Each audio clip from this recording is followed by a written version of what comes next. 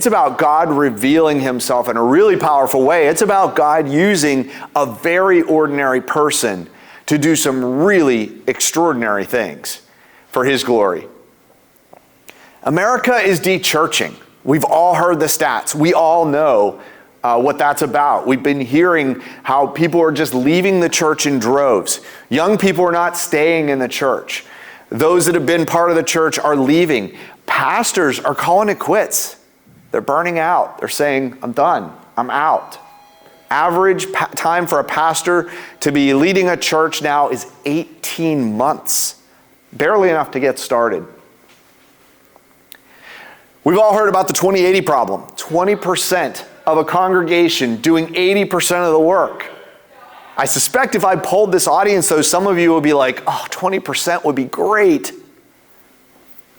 There's gaps in leadership. Succession is a challenge. Burnout. I'm not saying anything you don't know in this room.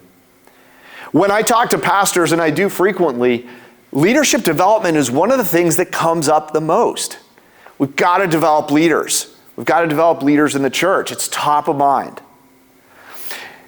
Nehemiah, when you read it, a lot of times we think of Nehemiah as kind of a dry administrator.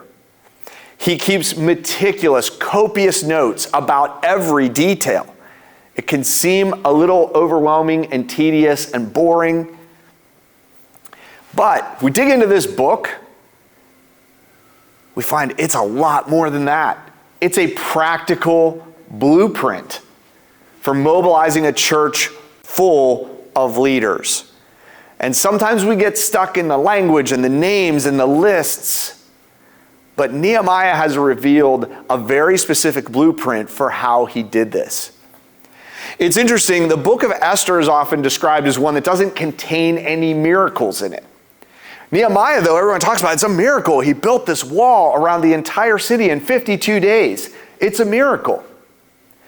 But Nehemiah did something really interesting. He kept such good notes. He kept such good records. All of this information is presented in a way where we can see it's actually not miraculous, except he achieved this with people. And we all know people are sinful and things just don't go to plan. That's the miracle.